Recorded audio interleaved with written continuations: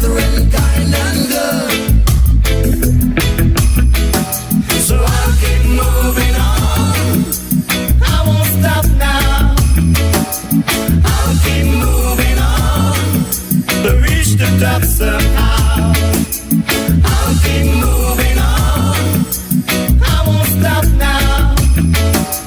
I'll keep moving on till I reach the top somehow. I'll keep moving on. I won't stop now. Oh yes, my Straight Talk family. Whenever you hear that theme song, then you know it's time for me to say good night to the world. Yes, because we are on the World Wide Web and we reach and greet you all around the globe. But as we normally accept, that charity begins at home. So I'm duty bound to say good night to St. Kitts and Nevis, and good night to the entire Caribbean region. To my Straight Talk family in the Kittitian and the Bajan diaspora, I say greetings to all of you wherever you are. I know that some of you are in Asia, there are some of you in Europe, and there are some of you in Africa, and there are a whole lot of you all over North America. So I'm at liberty to say good night. I can't say good morning, and I will say good afternoon, because one of such greetings will be applicable to the region in which you now find yourselves. And we do have many of you who share the link, and whenever you do, we do get first timers, and for that we are eternally grateful. And don't you ever stop sharing that link, because we want to spread the word far and wide in every nook and cranny around the globe. And for the first timers, I trust and hope it would not be your last time. And just to inform you that Straight Talk is a public service program that facilitates and promotes free expression on all issues of national interest, be they legal, be they environmental, be they technological, social, economic, and or political issues. On Straight Talk, we do have a forum to express yourselves freely. On this program, we try as well to raise the level of national consciousness. We try to raise the level of national discourse by alerting our people to their rights, to their responsibilities, and certainly to their obligations. My name is Ian Patches Liburd, and I thank Almighty God for blessing me with the opportunity to join you in conversation on yet another occasion. And as I always say, we are called to be God's prophets, speaking for the truth and right,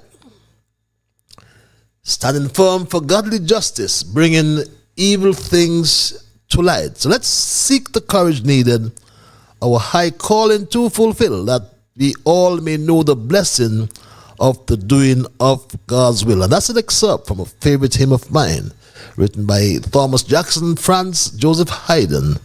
And my Straight Talk family, and for the first timers in particular, let me inform you that absolutely nothing is watered down on this program. We never ever try to make it more interesting, neither by omission nor by exaggeration. We're not about sensationalism or creating excitement, especially at the expense of accuracy, because we lean on the facts, as it's my duty to present what I call the unvarnished truth, the plain truth, especially when it comes to governance, transparency, and integrity wherever we are in this world. We sickle for that, all those processes.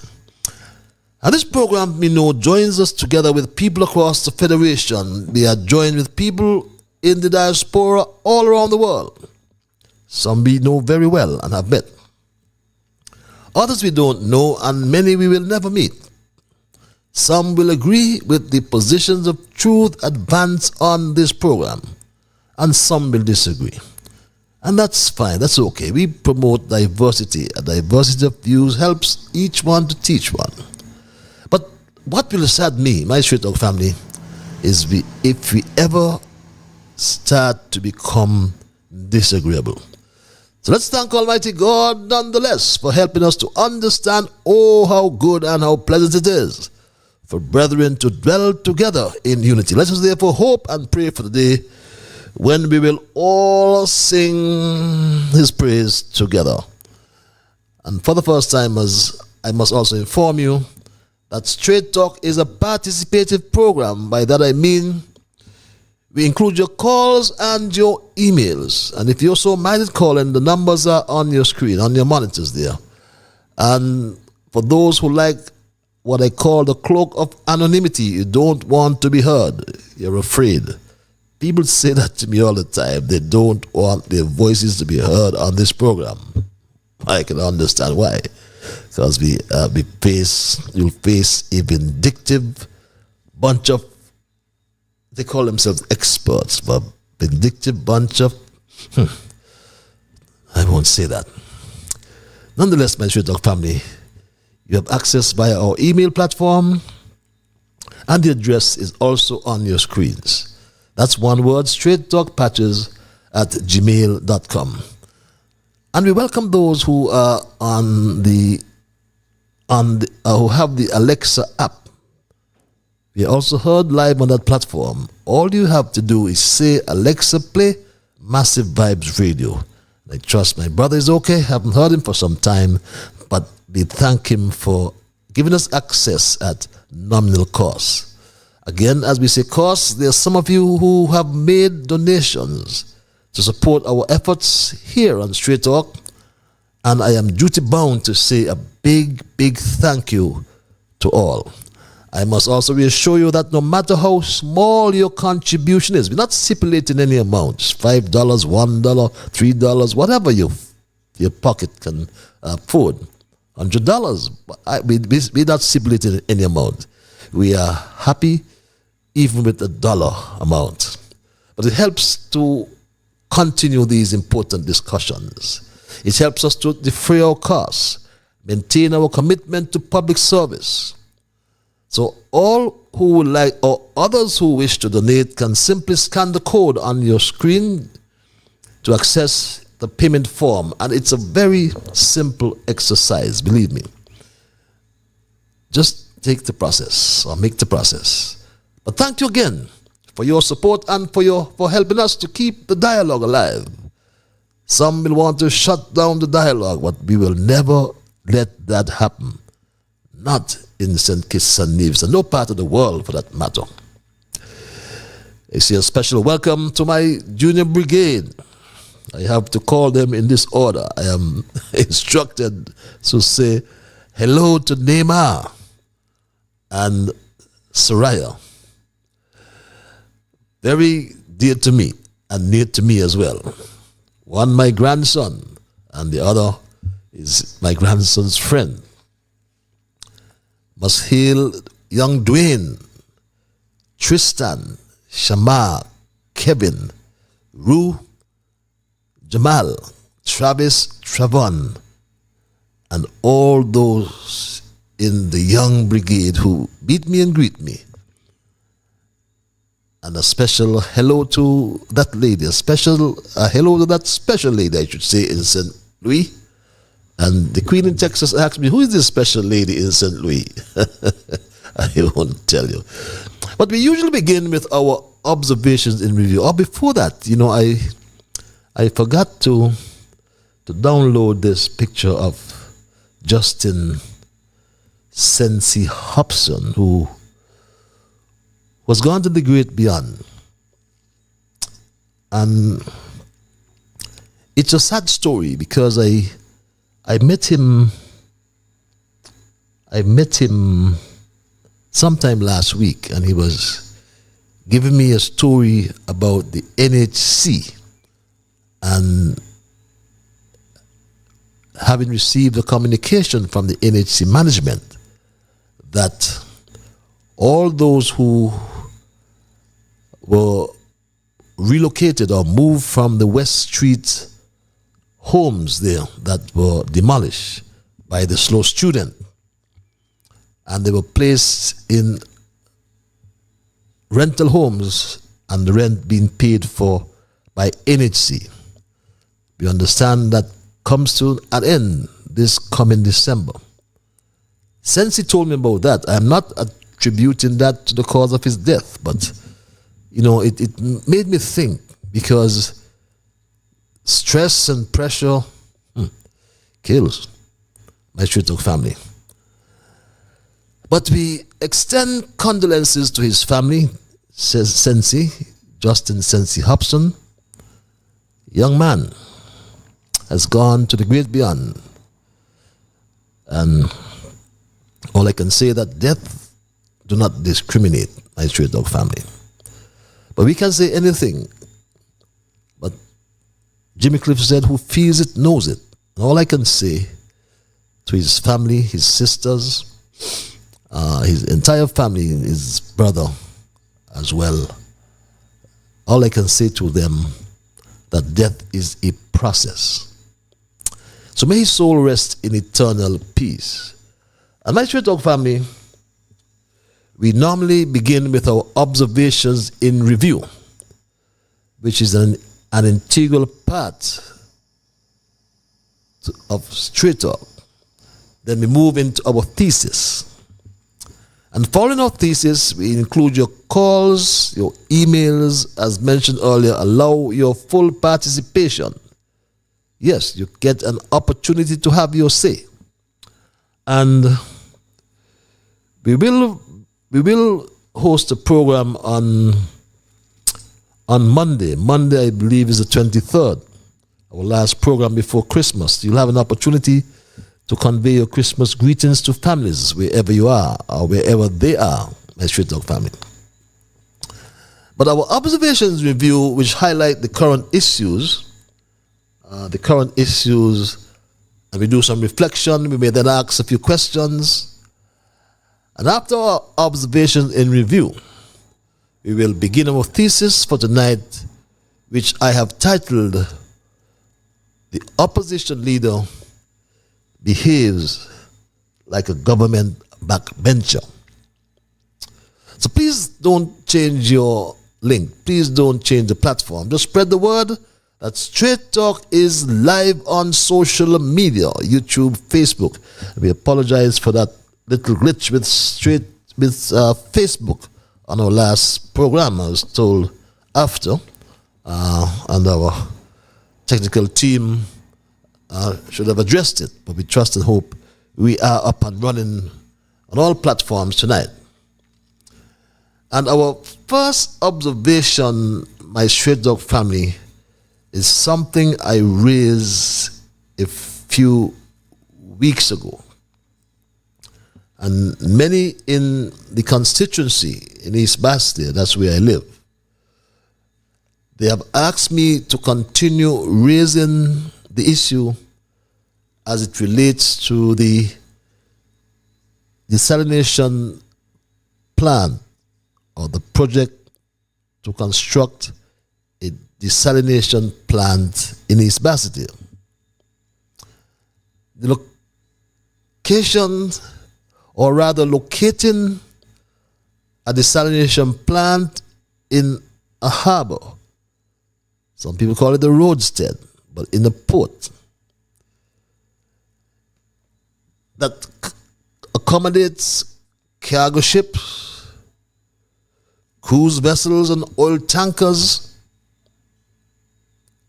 right next to fuel installations. We made the point that such pose significant concerns and risks as it relates to water quality and environmental risks, especially regarding potential contamination from hydrocarbons. And my Sweet Talk family, instead of providing assurances to the people of East Bastia and by extension to the country that an environmental impact assessment was done, an EIA was done, and what were the findings? What has come out is the arrogance of the soccer engineer Conris Maynard, who responded to our request with this release on social media. As you see behind us, work is progressing very nicely. This is a major undertaking by the government, and I want to thank the Prime Minister, Minister of Finance, and Leader of the Cabinet, Chairman of the Cabinet, for the overwhelming support that he has given and the Cabinet has given to the projects that we have identified that are critical in water. We expect, as once everything stays on schedule as it presently is, we're expecting some very, very good news by the middle of 2025. This project required heavy investment, about 50 million EC dollars. Yes, my Shuzok family, that's the arrogance of these men in office. And I always like to remind the people that your power, the power of the people, is stronger than these people in power. But they do have an obligation not only to tell us about the cost. We don't know whether it's 50 million EC or 50 million US dollars. We understand that they were tendered. But if they were tendered, they would have had to be tendered privately. And the Procurement Administration Act speaks to public procurement. Even if it's an emergency, you must make that information public. But that's not how these arrogant men in office operate. But we will continue to raise the issue as it relates to the quality of that water that would be desalinated or would be subject to reverse osmosis, salt water turned into potable water.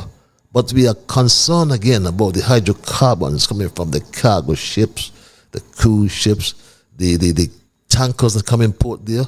So the fuel oil and salt water, it got me worried, my Street Dog family. Our second observation as well relates to the Bastia High School. In response to our concerns raised, the slow student again went before the cameras. No consultation whatsoever about this school that will house, I believe, well over 1,200 students. And if you let's say, apportion 2 parents per student, that's well over 24,000 persons, and by extension their extended families. And nothing is said about the school either, my Street Dog family. We heard the designs are complete. We heard a contractor has already been identified. It's not a local contractor for sure. Some Preconco, a Barbadian company registered in St. Kitts, we are now told. And it's been designated a public, under the public benefit option under the CBI. We understand that some 1,200 shares have been approved at some $275,000 per share. That will give us $300 million, or almost $1 billion, 800 million EC dollars. The school, we understand, the cost would be 40 million US dollars, equivalent to $108 million. So somebody is in the business of making money. My straight dog family. $800 million for that school that is estimated to cost for its construction just over $100 million. My straight dog family. So we are following those stories and other stories tonight, but we'll stay right there in respect of our observations in review for tonight. And my straight dog family, we will therefore move right into my thesis. My thesis, which I said I have titled Opposition Leader Behaves Like a Government Backbencher. My straight dog family, the snake Mark Brantley was appointed a few months after the last elections as leader of his royal loyal opposition. But Mark Brantley is seen as a real disappointment to every proponent of democracy as he continues to behave like a puppet of the government. Imagine, given an opportunity to respond to a 5-hour and 27-minute and 26-second budget address by the Minister of Finance and Prime Minister, those political spineless representatives on the opposition benches could not see the wisdom of yielding that responsibility to the third Prime Minister, Timothy Sylvester Harris, who is the only one, with the greatest respect, the only one with the real capability of appropriately responding to the budget address. And I heard him just before I came on air, just about an hour before, addressing the Parliament in his presentation on the budget. But the leader of the opposition did not have to respond, because the standing orders are very clear. It's whoever stood first has or had the luxury of 5 hours, 27 minutes, and 26 seconds. And Speaker Blanchett referred to the relevant standing order, my straight dog family. The adjournment, I indicated that the standing order, particularly standing order 40, subsection 5, allows for, or provides rather, that the member speaking first on behalf of the opposition shall be entitled to speak for an equal period of time as the Minister of Finance. I also indicated and placed on the record that the Minister of Finance spoke for 5 hours, 27 minutes, and 26 seconds. Therefore, Honourable Member for St. Chris, for Nevis 9 you are afforded equal time of 5 hours, 27 minutes, and 26 seconds. You may proceed. My straight dog family, the snake Mark Brantley rose to respond.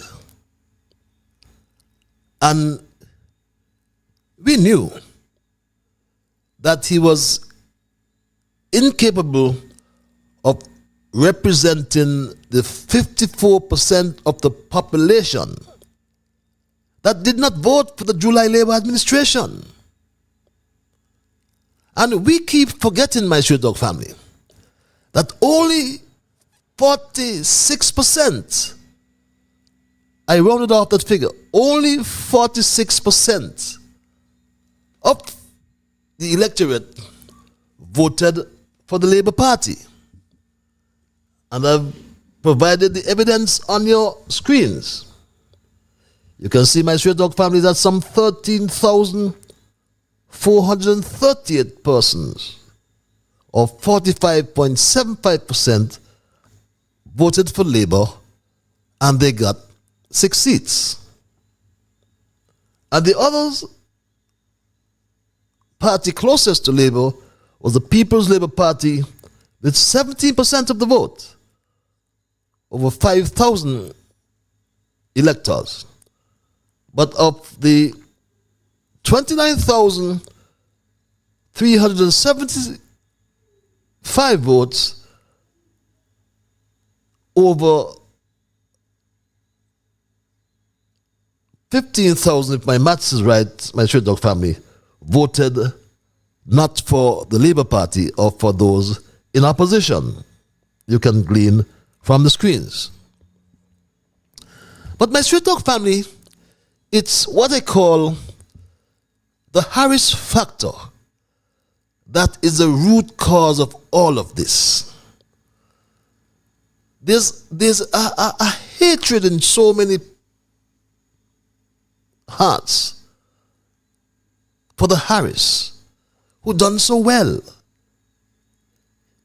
The Harris administration, the Harris-led administration, did well. And we cannot dispute that, my Straight Dog family. I cannot say otherwise. If it offends, I apologize, but I have to tell you the truth.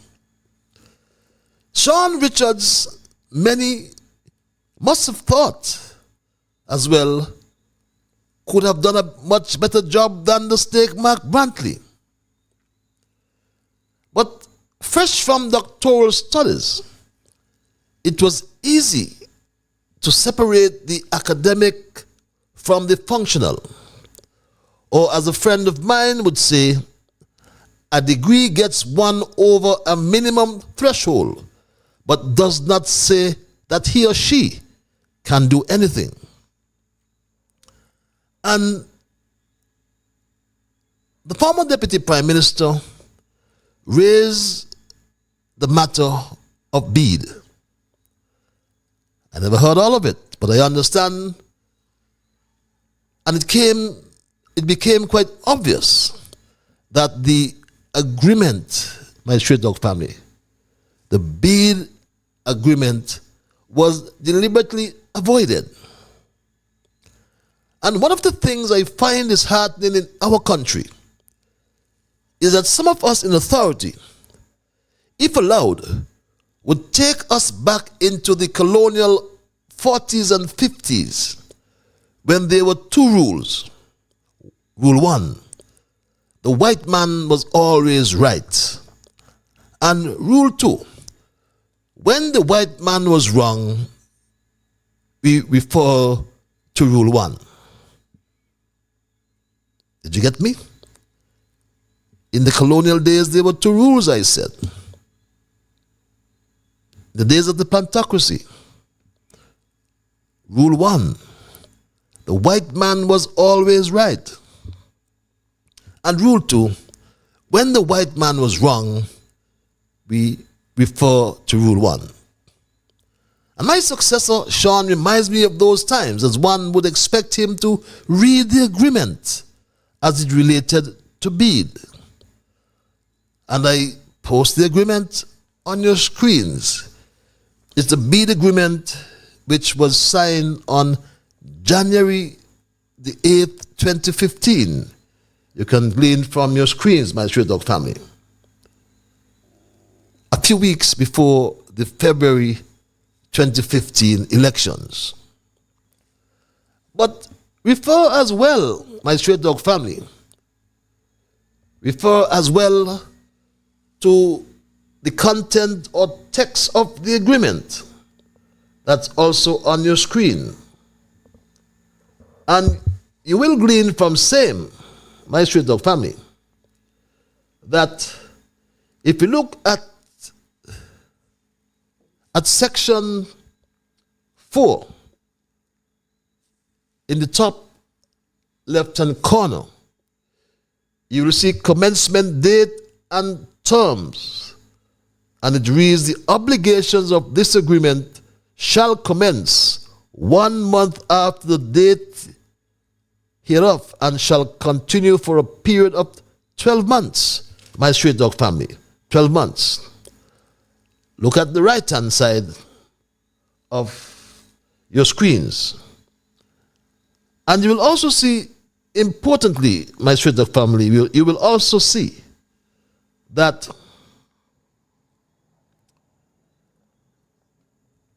subsection 6.3 is very clear, pellucid, as my friend, my legal lawyer friend would say. And it reads, the GSK, which means the government of St. Kitts, shall grant to BSKL, the speed, fully paid, irrevocable during the terms of this agreement, assignable per terms thereof, exclusive license to drill, develop, and make available for delivery and deliver to the government of St. Kitts distribution system groundwater located in bedrock aquifers, not less, underline that, not less than 400 feet below ground level during the term of this agreement and including any extended term.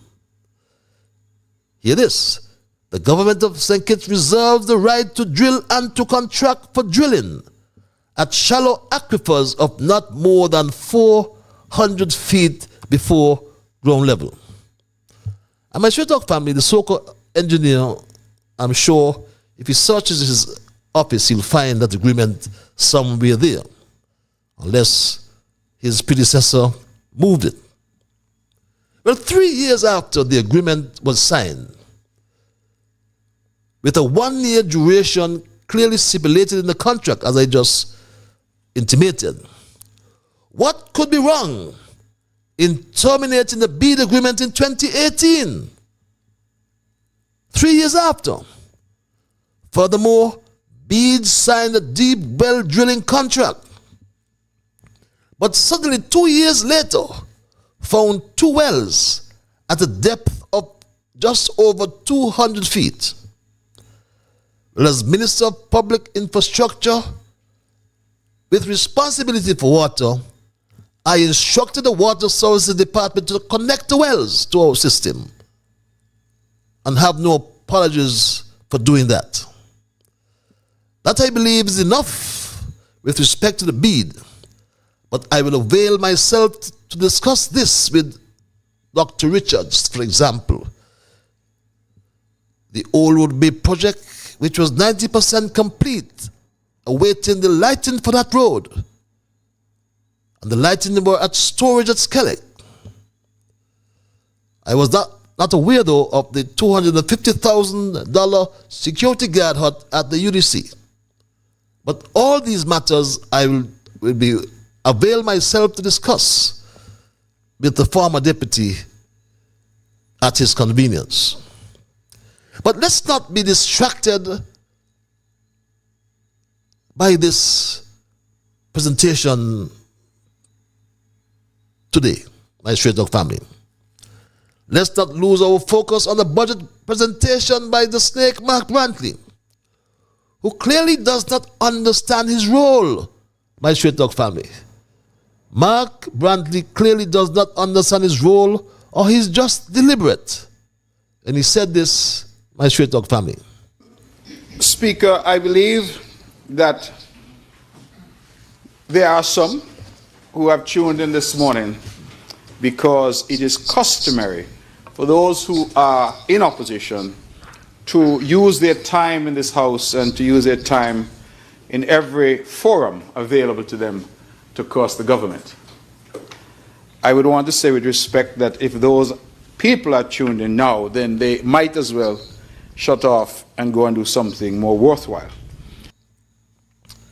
My straight dog family, you can't glean from those comments that the snake Mark Brantley was not only offensive, but his performance alone told the whole wide world that there is a definite lack of effective opposition in the parliament, or as everybody will say, this government has no opposition.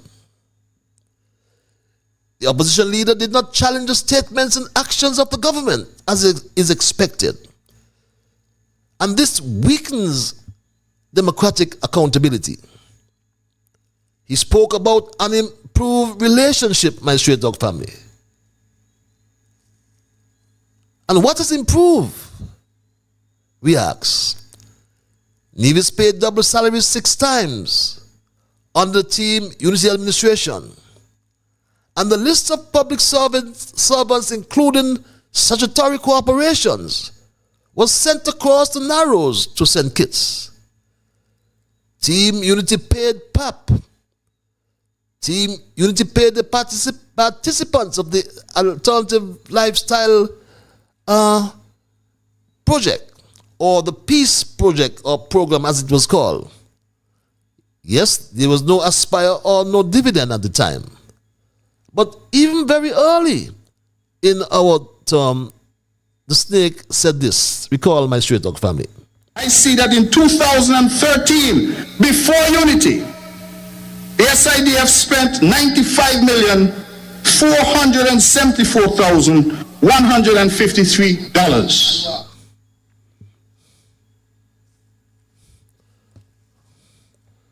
My straight dog family, we'll get that for you again, because we need to give you the right information, my straight dog family. We will get that for you up and running. Just don't you move that monitor there. We'll get that up and running for you, my straight dog family. I think I played the wrong one. Let me see if I got the one I intended to play, which is this one. 2006 to 2015 represents 10 years. And in those 10 years, the NRP Labour administration only saw it fit to send $17.3 million to Nevis. Wow. 17.3 in 10 years. 51.16 in less than 2 under Unity. Ladies and gentlemen, when we talk about the benefits to the people of Nevis from this arrangement, it's not just talk. When I look at what the SIDF that has now been made available to Nevis, and the federal government under the caring leadership of Dr. Timothy Harris has done, I see that in less than 2 years, the people of Nevis have been the direct beneficiaries of some $113.36 million. I don't know how $100 million look. I never see it yet. But on paper, $113.36 million flowing to the citizens of the country who live and work and were born and make Nevis their home is by any measure a significant achievement for this Team Unity government.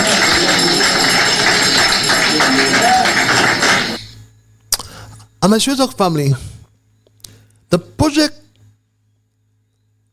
Brantley spoke about were all funded by the federal government under the third Prime Minister, Timothy Sylvester Harris. He spoke about the generators. Think about the Munda track. Think about the pier, Sitaxi pier. And the list goes on. Now he sits back in Parliament on the opposition bench and never challenges the lies from the Minister of Finance. The opposition leader and members on the government benches misuse their parliamentary privilege and peddle all sorts of misstatements about public funds and money coming from the government treasury. Issues about development bank and misuse of funds. And we ask ourselves, well, aren't they aware of the Finance Administration Act? And that act speaks to the role, for example, of the Accountant General. And the role of the Accountant General is very clear.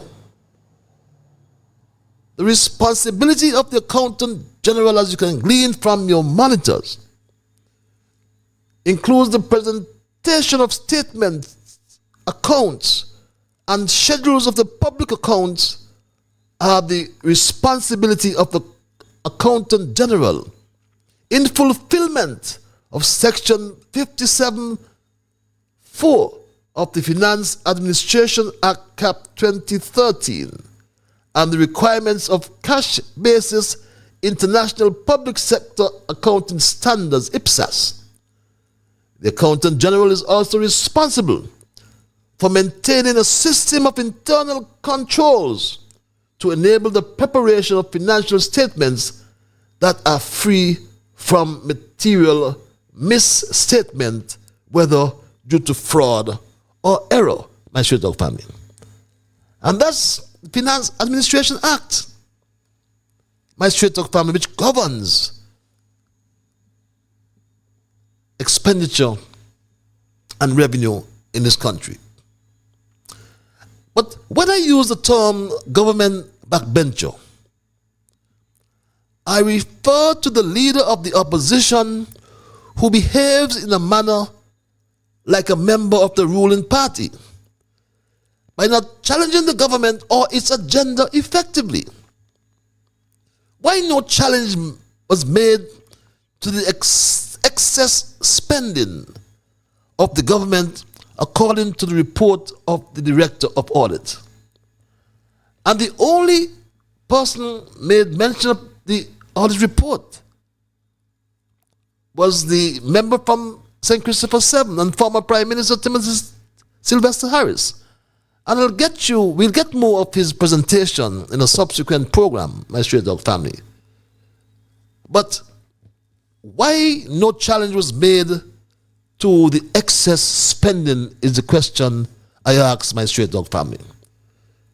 Because over $200 million was appropriated by this government in 2023, my Straight Dog family. Here it is. Over $200 million, my Straight Dog family, was appropriated. And these were the ministries, my Straight Dog family. Or rather, I should perhaps give you this one first. Because, as I said, over $200 million, my Straight Dog family, was appropriated. And if you look at your screen's expenditure, my Straight Dog family, the appropriation for the expenditure during 2023 as shown below. The original budget, here it is, $1,025,789,461. And look below, a supplementary budget of some $249 million. Over quarter of the budget, over 25% of the budget was appropriated. They needed more money, my Straight Dog family. And the appropriation warrants to supplement the original budget for 2023 total, according to this report from the Director of Audit, $250 million, my Straight Dog family. Do you believe that? And here are the ministries, as I said, that are the culprits, my Straight Dog family. The ministries that are the culprits are on your screens, my Straight Dog family. Parliament. Original budget, $1.9 million. they spent $3.5 million. My Straight Dog family, a variance of $1.6 million. What am I saying? Yes, $1.6 million. Office of the Prime Minister, originally $99 million, and spent over $12 million in excess. $11,971,000, my Straight Dog family. National security. And the list goes on, my Straight Dog family. But over $200 million spent in excess of the approved budget. You hear the leader of opposition talk about pork barrel projects? Did you hear him say or speak to the overspending of the budget? No. And this was presented in the audit report by Straight Dog family. But they don't want to talk about that because it's not nice. It's not something nice for the government he wants to support. But it's the reasons, my Straight Dog family, it's the reasons for this excessive spending is what must have caught your attention. It caught mine. Of the many reasons for this excessive spending over the budgeted amount are appalling, my Straight Dog family. And this is presented in the Director of Audit report. And it reads, my Straight Dog family, the following reasons as stated in the appropriation warrants for 2023 are in respect of the 10 ministries whose actual recurrent expenditure exceeded their original budget by over $1 million. And look at this one, my Straight Dog family. Look at this. It's the only one I'll point out before we move on. Parliament. Additional funds required for overseas travel for members of Parliament and to settle outstanding payments for travel and subsistence. My Straight Dog family. Additional funds required for overseas travel for members of Parliament and to settle outstanding payments for travel and subsistence, $1.6 million. Yes, my Straight Dog family, $1.6 million more they spent on overseas travel and travel subsistence. And they are all about self, my Straight Dog family. After receiving a 34% salary increase, and even one of them boasted of paying off her loan. Did she pay off her loan from her subsistence and travel? That's a fair question, my Straight Dog family. The reality is, under the former administration, there was nothing. There was nothing happening, Madam Speaker. And you know, I had a student loan, Madam Speaker. Thanks to God for this job, I was able to pay off that student loan most recently. Celebrate that for me. Imagine that. She paid off her student loan in 2 years. Did she get money from the excessive travel and subsistence and travel allowances, my Straight Dog family? But small variances or small deviations from the budget or any budget are normally within the range of 5 to 10%. But this is in the range of almost 30% and should not be tolerated. Why did the leader of the opposition raise this? They should not be tolerated, especially if they are in line with seasonal changes or economic conditions, or if they're not in line, my Straight Dog family. My Straight Dog family, the 1983 Constitution of St. Kitts and Nevis gives the Nevis Island Administration a degree of autonomy in terms of handling its internal affairs and development. The Constitution of St. Kitts and Nevis, my straight dog family, outlines the framework for governance, including the powers and responsibilities of various government entities and agencies. Specifically, the NIA is granted autonomy in order to manage its affairs independently, which allows it to focus on national development and economic progress without direct interference from the federal government. And this setup is crucial for ensuring that the NIA can implement development strategies, attract investments, and focus on sustainable economic growth in both St. Kitts and Nevis, as the two islands have separate needs and development priorities. This autonomy gives the NIA more flexibility to make decisions and policies that directly affect the development of the country, making it an essential body for fostering economic and infrastructural progress.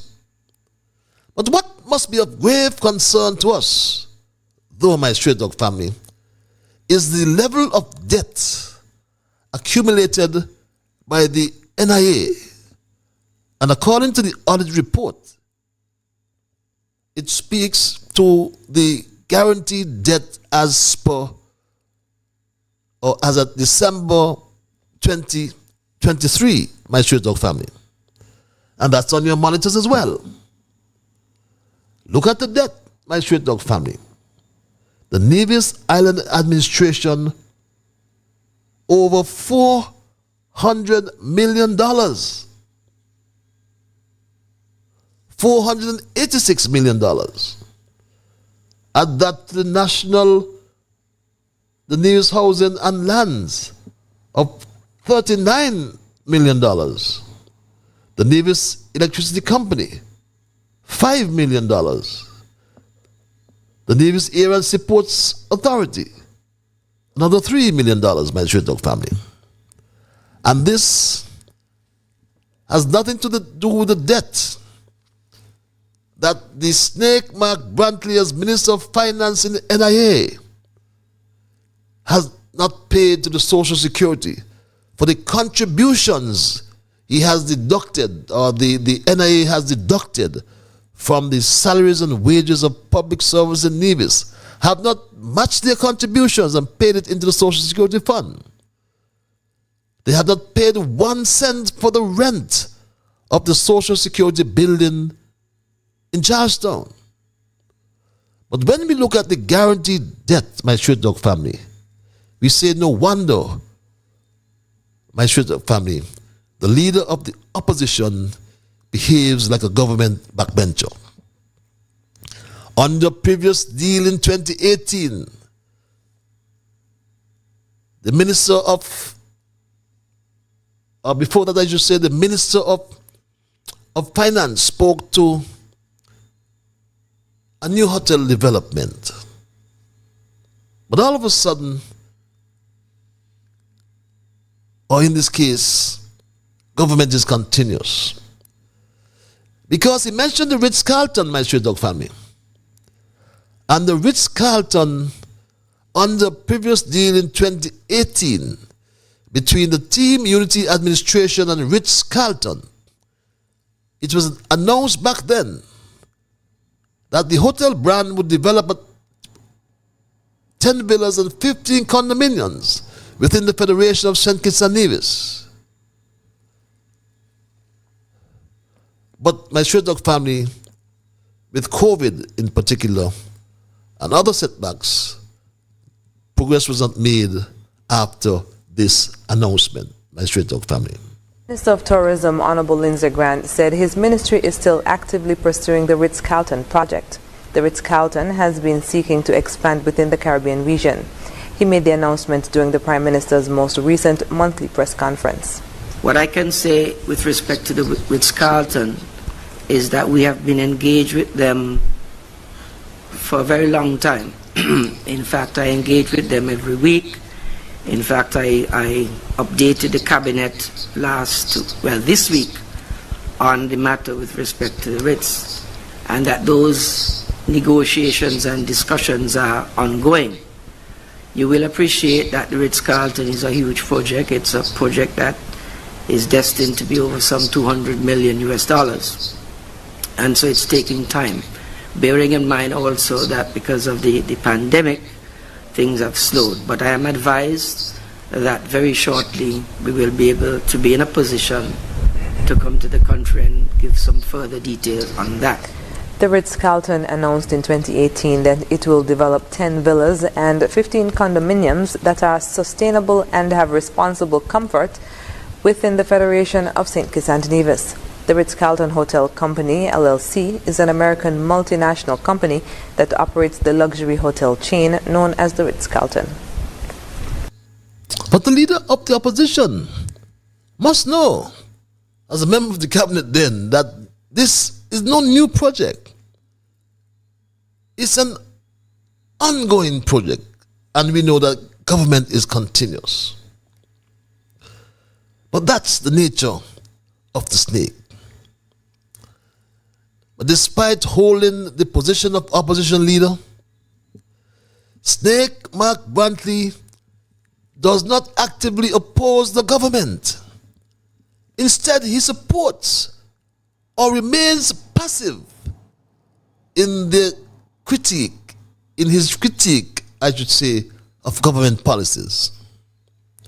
But my Straight Talk family, to many, it is the influence that the leader of the opposition and the NIA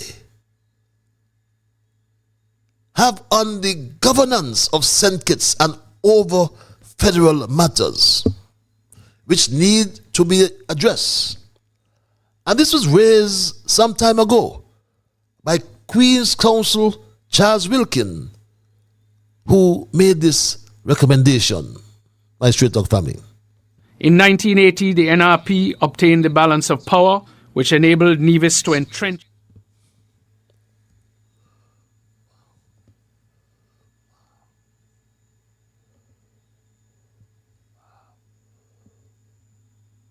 Right to secede, the establishment of the Nevis Island Assembly, with exclusive legislative powers over most matters affecting Nevis, the main exceptions being taxation and security. The establishment of the Nevis Island Administration with substantial executive powers, and a guaranteed minimum number of seats in the National Assembly, regardless of voting population.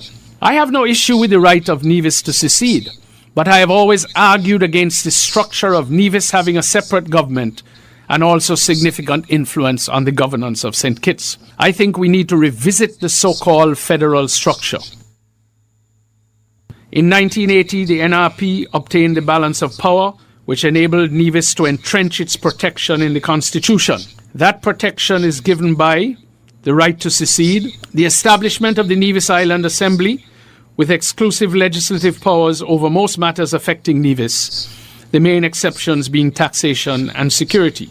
The establishment of the Nevis Island Administration with substantial executive powers, and a guaranteed minimum number of seats in the National Assembly, regardless of voting population. I have no issue with the right of Nevis to secede, but I have always argued against the structure of Nevis having a separate government and also significant influence on the governance of St. Kitts. I think we need to revisit the so-called federal structure. My Straight Talk family, in this present scenario, the opposition leader is ineffective and a puppet of the government and offers no constructive opposition or alternative policies. No one is holding the government accountable.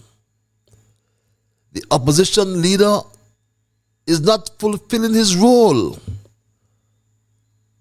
as a check on the government.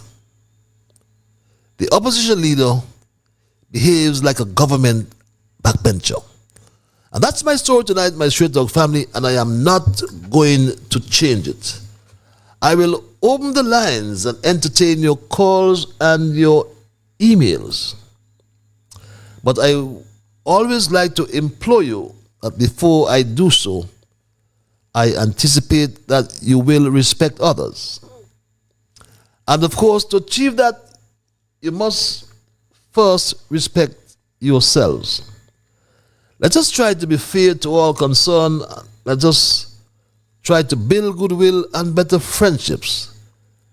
Let us ensure that the things we say and or do will be beneficial to all concerned.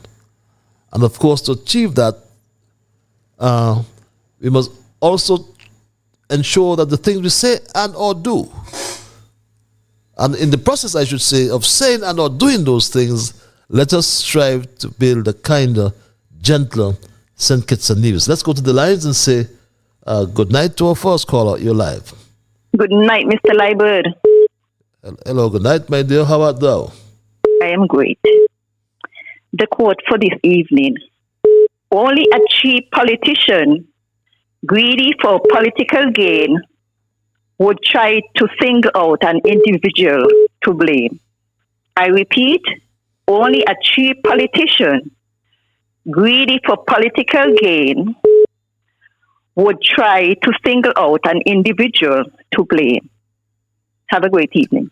Thank you very much. You have that? Yes, but only a cheap politician. Only cheap politician, greedy for political gain, would try to single out an individual to blame. Yes, I got that. Thank you very much. Okay. You're welcome. Thank you very much. I always look forward to these quotations. This one says, only a cheap politician, greedy for political gain, would try to single out an individual to blame. I think I've got that right. Yes. My Straight Talk family, let's go back to the lines at 9:05. Caller, you live. Hello, caller. My dear brother, how art thou? I'm fine, my brother. Now I'm lying down on my bed right now. And I thank God for life, I did. We all do, my brother. Now, Christmas is next week, Wednesday. Christmas is next week, Wednesday. It's the 25th. Now, Mr. Patel, the word of God said in Psalm 41, so blessed is the man that considereth the poor in the time of trouble. It shall deliver him. But then what is the meaning of considerate? I want you to tell me what is the meaning of considerate when you consider somebody. How do you interpret that?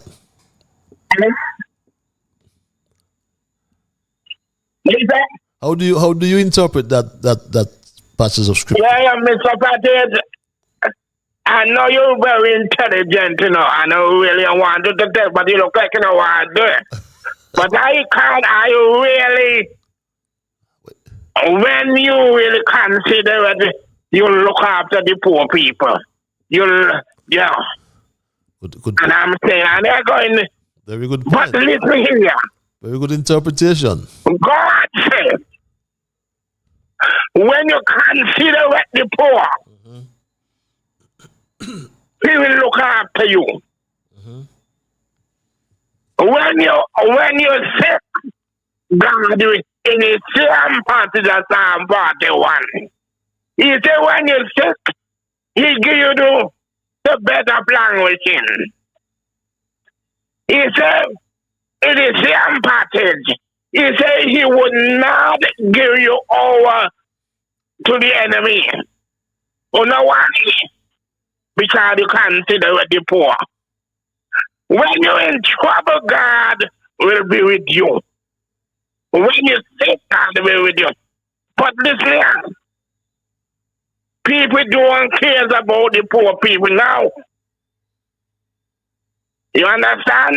And when God says, if the poor, he have always. So the situation is this, my dear brother, he can come a day, and I always saying this, he can come a day when judgment morning come. You can't go and tell the God, he gonna ask you, you can ask you, no. God will ask you, I was sick.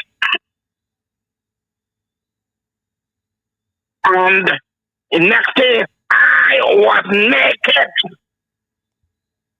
I was hungry. And what you gonna tell him? He say, me sick, you know, visit me. Me hungry, you not feed me. Understand? I was naked and I'm giving me the clothes. God telling you, as much you do to the least, you do it unto me. And I am going to tell you something. Okay. Me not take up the line too long. Because people does better. Okay, my brother. Thanks a lot. But I want to say to my fellow men them tonight, to my brothers and sisters, God is going to look after you. Yes, my brother. When you dawn out, don't put your confidence in God. God is going to shower down. And my brothers and sisters, God said, I was young. Okay. Now I'm old. Yet I neither see the righteous forsaken, nor his seed begging. Okay. That is Elijah. Yes, I got you. One of them. But listen here. They run from Jezebel. Okay. And they went on it and dipped in the tree. Okay, my brother. And God sent a raven there to feed it. Pastor, good night to you. Thank you very much.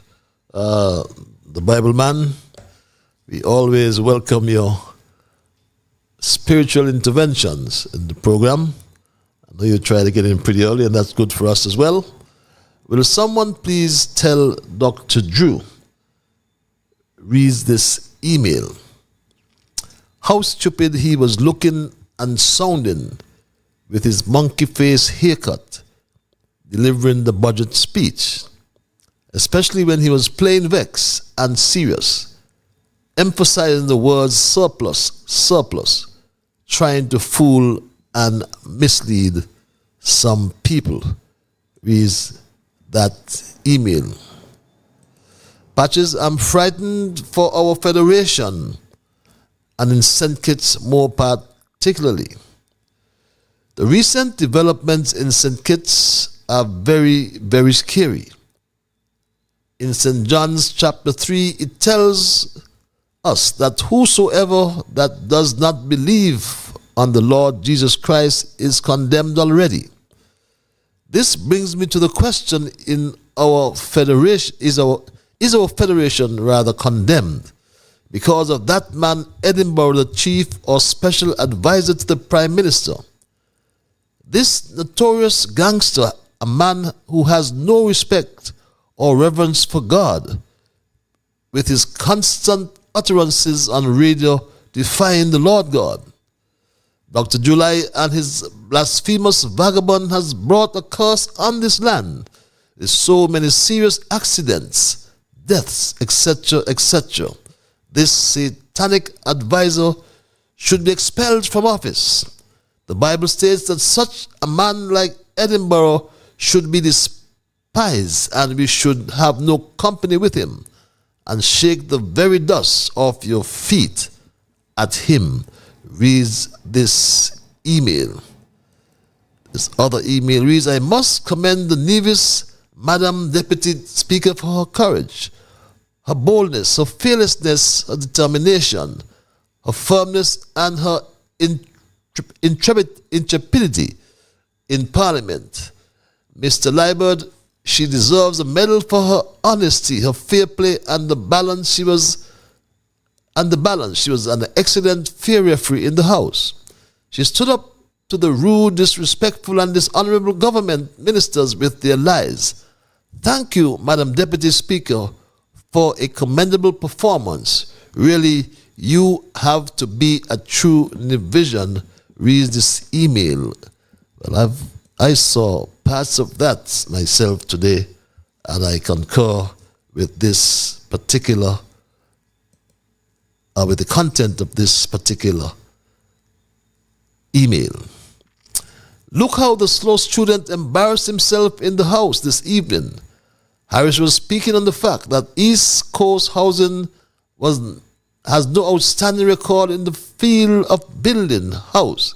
The Dunstan Slow student was very eager to interrupt Harris, jumped up with a document he read but did not understand to challenge Harris.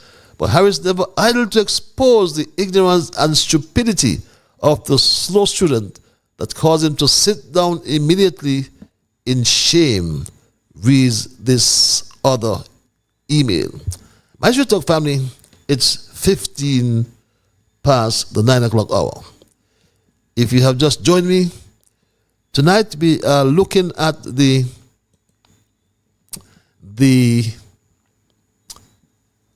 thesis as the budget session still continues. It's adjourned until tomorrow morning, and hopefully we will hear much more from the outstanding presenters. And my Straight Talk family, just for housekeeping as well, we will have our program on Monday. Monday, I think, would be the 23rd, just before Christmas, or last program before Christmas. You can really convey your Christmas greetings to your loved ones as well. And so we'll give you that opportunity on Monday. And we will have a final program thereafter. I'll inform you accordingly when we reflect on 2024 and we provide a prognosis for 2025. But when we look at what is happening at present in the Parliament, and I can tell you, I was very impressed, very, very impressed with the parts. I only heard parts of the presentation by the third Prime Minister of St. Kitts and Nevis, Timothy Harris. And I asked myself, why didn't someone exercise a level of maturity and yield and allow Harris to represent the 54% of the people that did not vote for the Labour Party? Yes, you may not want to hear it, but in fact, only 45% of the vote went to Labour, but they got the most seats, but not the popular vote. So it would have been so appropriate for Harris, who understands finance, understands budgeting, to represent the other remaining 54% of the voters in St. Kitts and Nevis, my straight dog family, and to give us a perspective of the current disposition of our country as it relates to what the future holds for us in the context of our CBI, in the context of our food security, and in the context of our own development. But that was not to be, because the leader of the opposition, always full of himself, had 5 hours and 26 minutes or 27 minutes to respond and only used 2 of those hours. Imagine that. Said nothing of interest to the people in St. Kitts and Nevis, I may add. Mark Brantley tried to speak about Nevis and what Nevis did not do. Like I said, he said nothing. But my straight talk family, the discussion on the CBI was not raised as well. And we know what's happening with the CBI at this time. At this moment in time, the CBI is under threat. And we know that the CBI revenue has decreased. We know the projections are not real. And that's why we've had this deficit in the budget. And all is not well for St. Kitts and Nevis at this time. And my straight talk family, when we looked at what transpired today, we know, my straight dog family, that there are issues. My straight dog family, when we look at the amount of monies, the millions of dollars that were appropriated, spending 25% more than what was approved in the parliament. Over $200 million more was spent over the budget of over $1.09 million, I think it was. Some $250 million in excess of the approved budget was spent. And that does not look well. In any budget, a variance should not be more than 5%. If July was in the private sector, he would lose his job. You can't tell the chairman of the private company, you're going to spend $1 and you spend $1.25.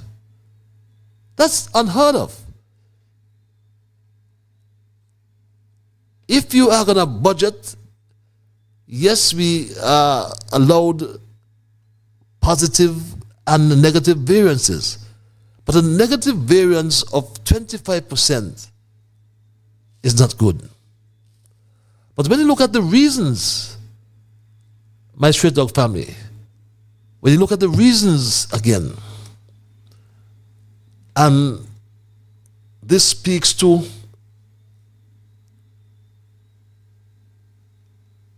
additional funds, my straight dog family. Additional funds required for overseas travel for members of parliament and to settle outstanding payments for travel and subsistence. Travel and subsistence goes into the pockets of these ministers. No wonder one minister said she paid off her student loan in 2 years. 2 years. She paid off her student loan. Was it from the travel and subsistence she gets?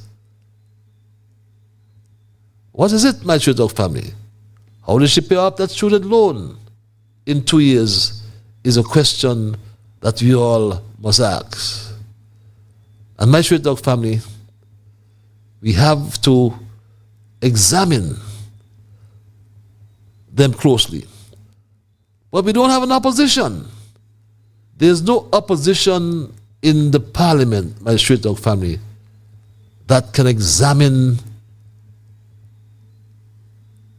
these people and examine them closely, my Straight Talk family. None. The reality is, under the former administration, there was nothing. There was nothing happening, Madam Speaker. And you know, I had a student loan, Madam Speaker. Thanks to God for this job, I was able to pay off that student loan most recently. Celebrate that for me. Celebrate for her, my Straight Talk family.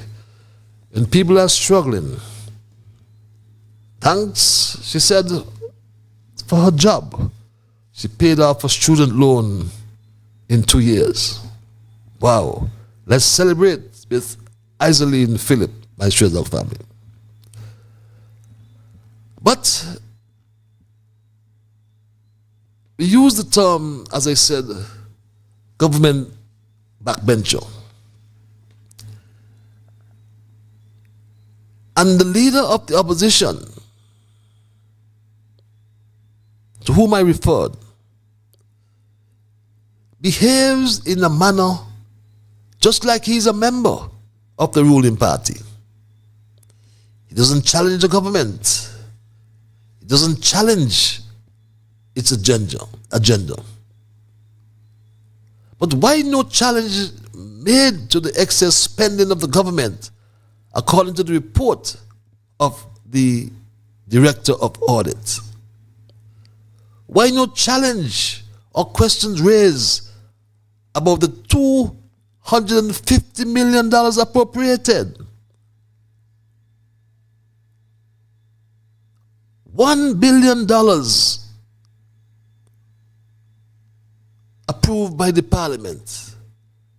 And throughout the course of that deal, you spent over budget $250 million.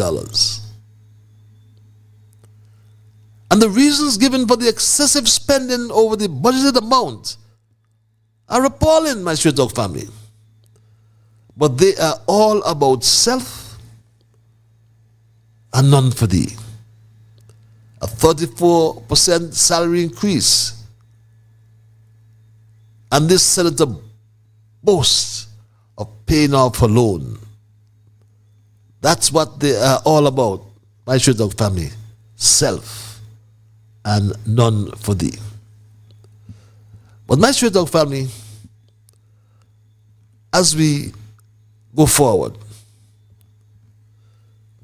there are things that need to be changed, and we must change it. We must get into our heads, my Straight Talk family, that we the people have the power, and the power that we have is stronger than the people in power. We continue, my Straight Talk family, with our tragedy of errors, as I mentioned some programs, some episodes ago. We continue to make these errors, and nobody seems to be concerned. When we make these errors, my Straight Talk family, it's our children and our children's children would suffer. We spoke as well tonight briefly in our observation about the Bastille High School. No consultation with the people. All we've heard a school is coming by 2025. We all have heard as well through research, our own research here on Straight Talk, that the Basti High School is an approved CBI project. And the approved public benefactor is some Preconco, Senkits Limited. Who is Preconco? You understand it's a Barbadian-based company. We understand as well that some 1,200 units or shares have been approved. That means 4,800 passports will be sold on this project alone. And that's on the basis of a family of 4. 4,800 passports. And what is even more troubling, my Straight Dog family, is the fact, if we look at 1,200 shares at $250,000 per share, that would amount to some US $300 million, or over 3/4 of EC, of $1 billion EC. And this school is estimated to cost in construction just $100 million. So where is that $700 million going, my Straight Dog family? Dr. July must tell the country where the $700 million is going. No wonder even their own supporters acknowledge how cheap these politicians are. And all for themselves, my Straight Dog family. But this is what you get from a July Labour administration that is transparent. Everything is a state secret and hidden from the people, my Straight Dog family. Everything is a state secret and hidden from the people. But everyone has agreed that Terence Michael July and his administration are guilty of mistrust. They are incompetent, vindictive, and above all, the leader in particular is a pathological liar. But as they said, karma is a bitch. And Jew would face the consequences of his own actions, my Straight Dog family, no matter if he has no opposition in parliament. Because the opposition leader is acting like a government backbencher, like I said. The opposition leader acts like a government, acts, beg your pardon,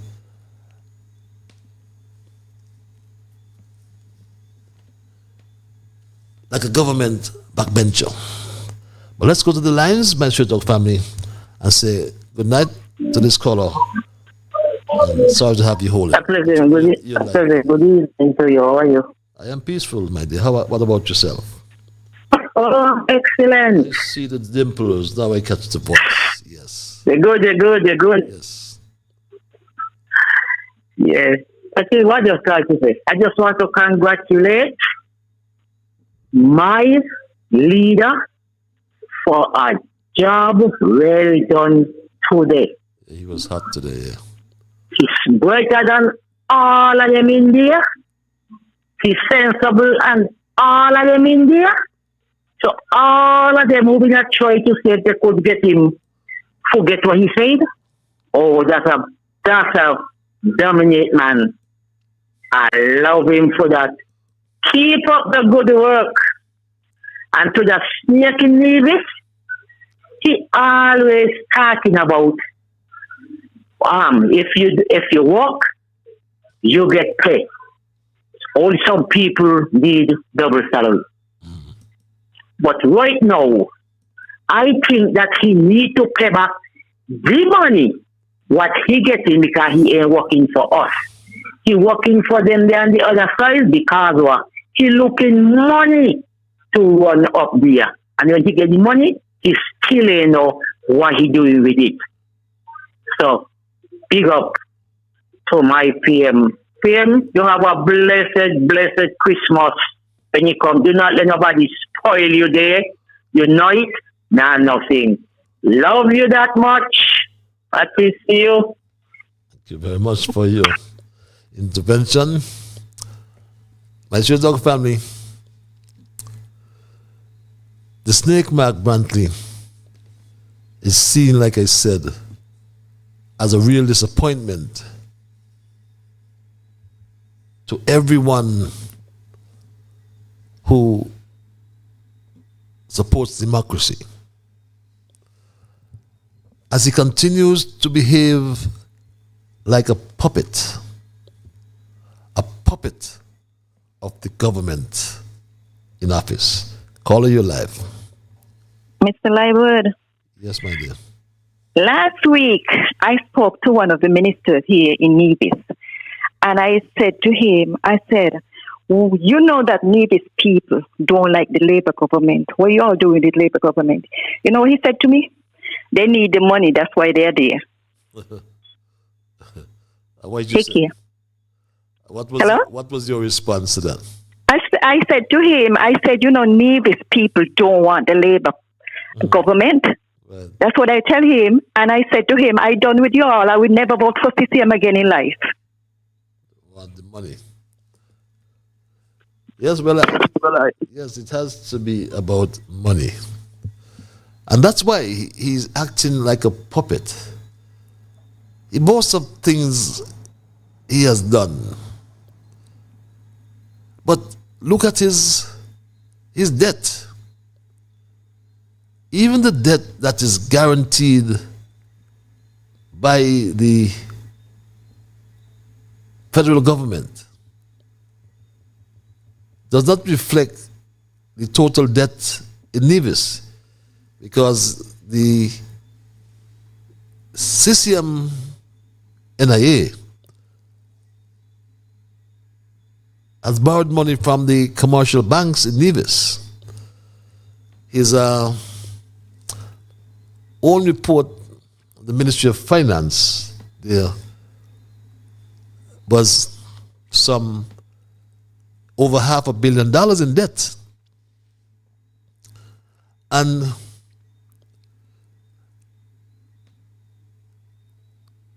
he cannot rock the boat, so to speak. And that is so bad when it comes to the opposition. And I do apologize for not being able to provide you some sound bites on the presentation of the third Prime Minister today. I was really running on my face to make sure I be here on time tonight. Got caught up doing some other things. But we will go into depth before the Christmas in terms of the presentation made by the third Prime Minister Harris. The little parts I've heard, my Straight Dog family, it is so disappointing.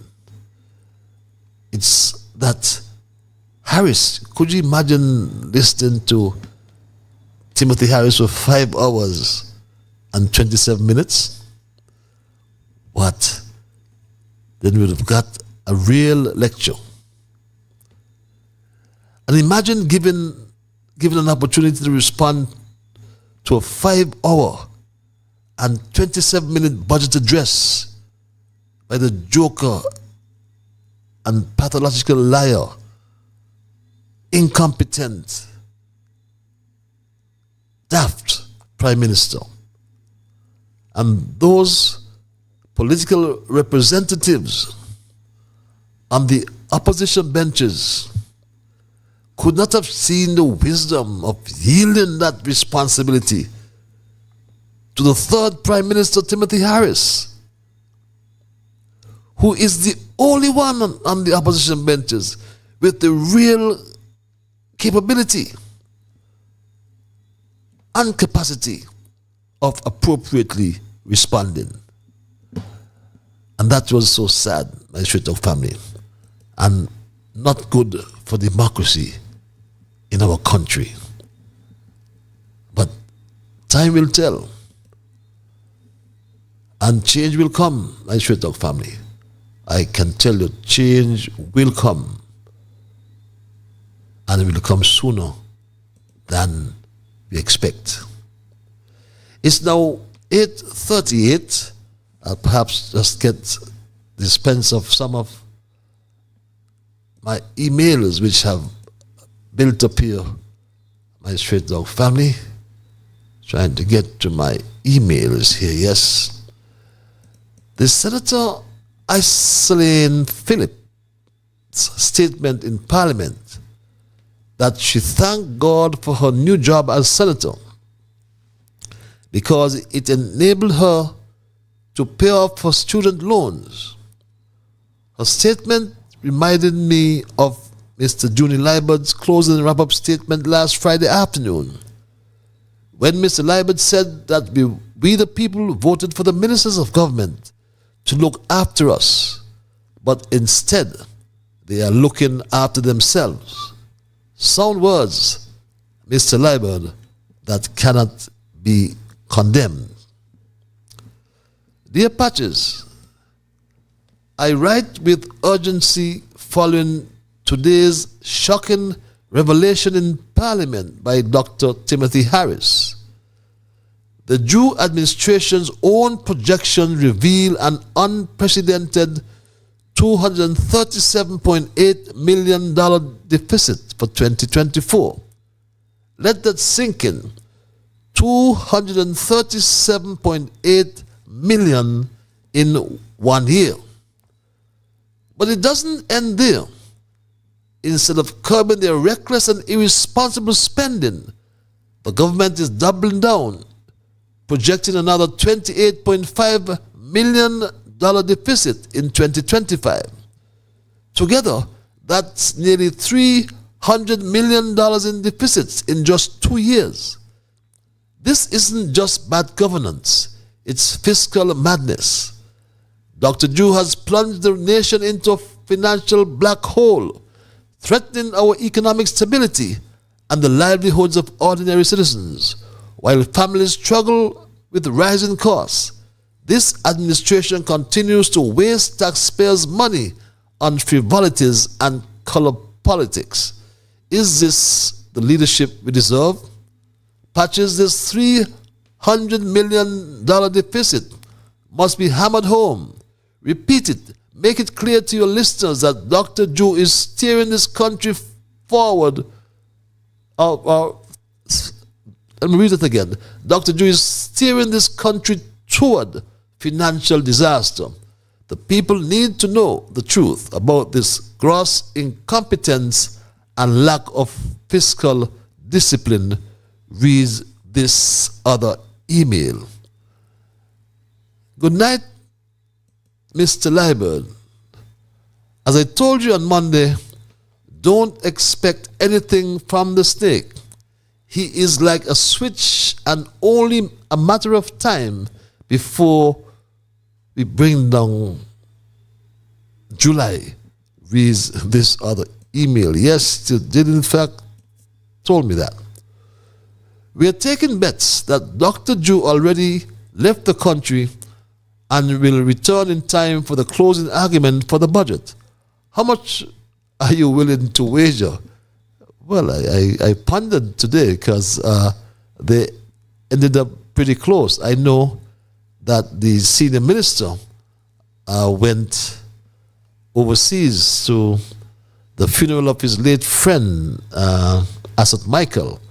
I don't recall seeing the Prime Minister there, but I saw Roosevelt Skerritt, I saw the second Prime Minister, Denzel Douglas, and the Prime Minister from Antigua and Barbuda, Gaston Brown. I never saw our Prime Minister, don't know where he went, but I won't doubt that he flies out and flies in like catching a bus, jumps on those airplanes like catching a bus. Let's play Never Have I Ever. I'll go first. Reads this email. Never have I ever seen a leader of the opposition stand up in support of the budget and offer no real scrutiny of the presentation. I wonder if he knows he could properly and thoroughly scrutinize the budget without cussing. Reads this other email. Yes, you don't have to cuss. You're so right. Patches. I think Sean did his best to explain the government's crappy, stupid budget to the people and to defend the team unity which he was a part of. He also had pictures on his laptop showing, but he was sidetracked by the constant interruption and he was running out of time. They also tried the same thing on Timothy, so don't be too critical on Sean, reads this email. The Attorney General had a big song and dance as usual in Parliament, praising himself for introducing and passing 33 laws, which has no real bearing on the Federation, as pointed out by the opposition member Eric Evelyn, when he said to the attorney passing these laws is meaningless if they are not enforced. Eric went on to tell him we have many of these laws on the books before, and they are not enforced. What you want, Mr. AG, is enforcement of the laws, not passing laws just for the books, reads this other email. A Parliament for all, reads this email. Patches, I was happy that the members of government were able to bring their civility with them today. Every member of Parliament is representing a constituency, and what they have to say is equally important, regardless of the side of the house they sit on. At least the Deputy Speaker today tried to be impartial. Congrats to her, reads this other email. And yes, the Deputy Speaker of the House, the part I saw, she was trying her best to be evenly handed, or even-handed, I think is the term. Good night, Mr. Liburd. It's funny how July left Parliament before it was finished, and why the marks still talking about geothermal energy, reads this other email. It's 8:46, my Straight Dog family, and in the event you have just joined me, welcome to this edition of Straight Talk. And as we wind down, for those who may have joined me, we looked at our thesis for tonight. The opposition leader behaves like a government backbencher. And the leader of the opposition, as I mentioned in the introductory portion of my statement, my thesis, had some 5 hours and 27 minutes and 26 seconds, to be exact, to respond to the nonsense that was spewed by the Minister of Finance on Monday. But let's go to the lines and get back to that. Caller, you live. Good evening, the Honorable Ian Patches Liburd. Your humble How are you? I am peaceful. Yourself? Well, I would like to be peaceful. I was just thinking, I would have missed a lot of the parliamentary debates, one way or the other. But you with me? Yes, I'm with you. Yeah. But I don't remember hearing anything about the loan from Exim Bank. And I believe that might have come into play in the year 2025. Am I right or wrong in that respect? You are right. You are right. Except to say I found it. I found it strange, being referred to as a loan or whether it's just an agreement, because according to the Finance Administration Act, if I recall, if he's signing such any loan period, he must bring a resolution to the Parliament for its approval. So, but it's a good question. It wasn't raised at all. So okay, that's something that might come early in the new year then. Well, I don't expect anything from this government. They do things as they like. You can see by now. You know. But if this loan goes through, and it seems that it will go through, it is going to cause some serious financial pressure on all of us, of course, in the country. Certainly. And that should have played a major part in the debate over the last 4 days. So I find it very strange that a number like that, something like 800 million EC dollars, was just totally ignored.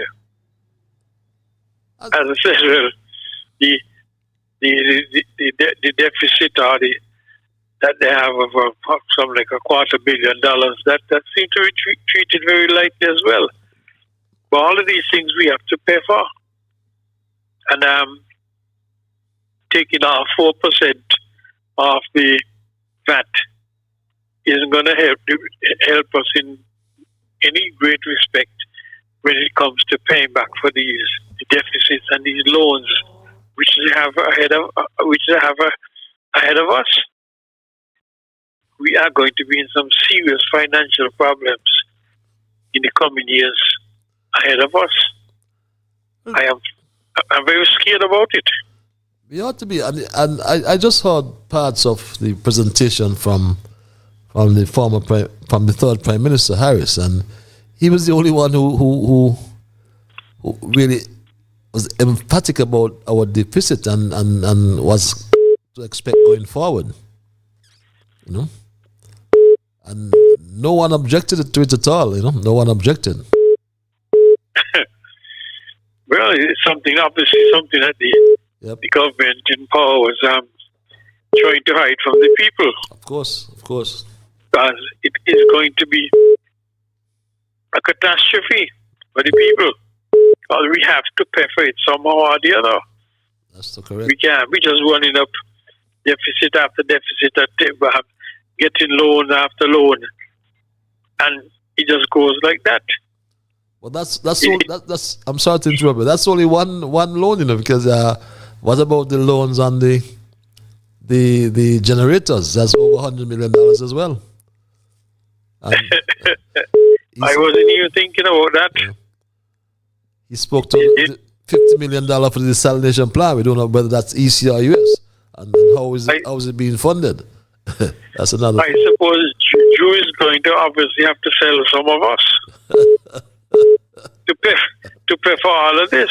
But it's serious. It is. Yes. It's worrying. Yes. The future does not look bright at all. But anyhow, have a good evening, sir. Have a good evening as well. Always welcome your contributions. And yes, the debt situation must be troubling for all of us. We haven't, as that caller just intimated, no mention was made of the $800 million Exim, is it US Exim Bank, right? Is it? Yes, Exim Bank. But let's go back to the lines. I'll get back to that caller you live. Mr. Patches, greetings. How are you? I am peaceful, my brother. Greetings to you. Yourself? I'm good myself. Humanity by nature is gifted to think freely. But in order that this free thought should lead him to the goal of liberty and independence, his way of thinking must be shaped by the process of education. And as good, Mr. Patches, you continue putting the information, constructive information, that can shape the reform process of our people. That is good. And it's good you continue talking about the budget. And you said the Prime Minister presentation was for 5 hours and minutes. And the opposition leader, his response was 2 hours, whatever. Yeah, 2 hours, yeah. And, you know, Mr. Brantley comments. He made the comment because he realized his standard, his political standard, is dropped. Because remember, he was given the opportunity to be in a federal government, not through CCM, but through a unity administration. He also was given a mandate with an extra 2 seats, so he had 3 seats to help reform the process of the Constitution and the policies to help his people. But instead of that, he gets so pompous with himself that he got turned away. And that turn away that he got from the federal government still on his thoughts, because he marked his political career as a failure. Whether he likes it or not. Yes, he has his education, but when it comes on responsibility to reform the process for his people, he failed it from a federal level. And look at it. Before unity, he said, before unity, 2006 to 2017, $17.3 million was sent to Nevis from a Labour administration. And in 2 years under unity administration, Nevis gets 61.6 million. No, within all the sense he has, of the brightness that he has, he couldn't tell himself, well, the fair share started happening to Nevis. The fair share started. But he couldn't see that. Instead of that, he caused contention until today. He is no more sheriff. He is no more sheriff. I can't believe. When I listen to his presentation in the House, fighting to express himself, giving off jokes to feel himself a kind of stable, I said that can't be Mark. Another thing to Mr. Patches, comparison with the unity administration to this administration. And when you hear the excess spending, under unity administration is sure. If the country is properly managed, we can get much out of the country. We're in 50 years of development yet, The country is 50 years of development from since independence. And unity shows with management and the finances, we can go a long way. No matter what they may say, unity. Look at the person who stayed in the government until the House dissolved. There was no followers, they are independent-minded thinkers. Unity had in the best academics in this country. So, why we mustn't feel that our country had progress under unity administration? Mr. Patches, you continue to be strong. I am very, very, very, very, very disappointed with Mark. Mark couldn't see he started to get fair share deal from a unity administration, which he was a part of. You continue to be strong and stay healthy. God bless. God bless you as well. Thank you for your contribution, as usual. Good night, Patches. While I may agree that Sean is distracted or a bit out of it these days, I would not say that he is not capable. In fact, Mark, Sean, and Timothy Harris were all capable of discussing the budget. However, Timothy may be more up to it and passionate, because he was a former Minister of Finance and Prime Minister, and with his background in accounting. Instead, I would say that Timothy was the most appropriate member of the opposition to challenge the budget. And we know Mark is a waste of time and just looking money from Mumuju. Sean Richards did fairly well today under the pressure from thin-skinned Congress and mother cow Joyel. Sean Richards just needs to step up, but his passion is coming back. And I'm willing to support another team unity government or a similar model, with Sean and Timothy being Prime Minister and Deputy Prime Minister, however it goes. We the masses are tired of Labour and we will work long and hard to see their backs. We will get rid of them next elections. Let's go back to the lines. Caller, thank you for holding your live.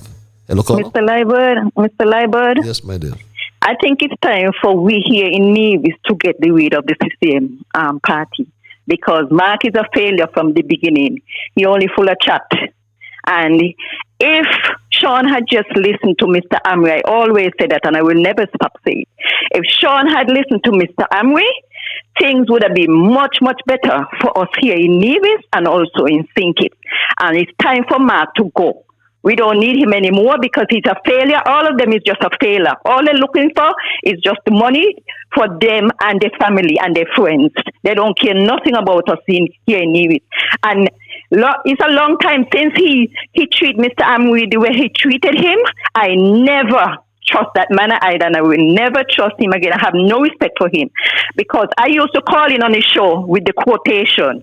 And after I realized, after the minister called me and tell me how Mark in the office is disrespecting Mr. Amri, I sent him a message and I said to him, I will never respect you in calling you honorable anymore. Not the way how you treated Mr. Amri. Have a great evening. Have a great evening. And yes, I know of some of that myself.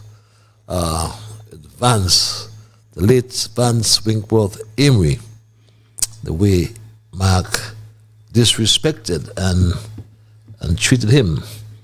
I note my overseas line didn't go for the night. I wonder if it's is a problem. I don't think so. Let me check it.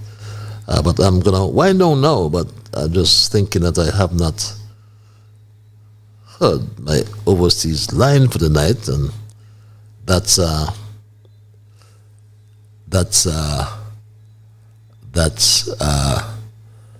abnormal. Someone said I said it's 9:50. Did I say 8:50? I hope not. I have this computer giving me the US time, but I normally have to be careful with that.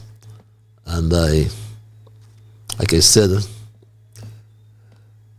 we're going to wind down tonight's program in my Straight Talk family because we are out of time, believe it or not.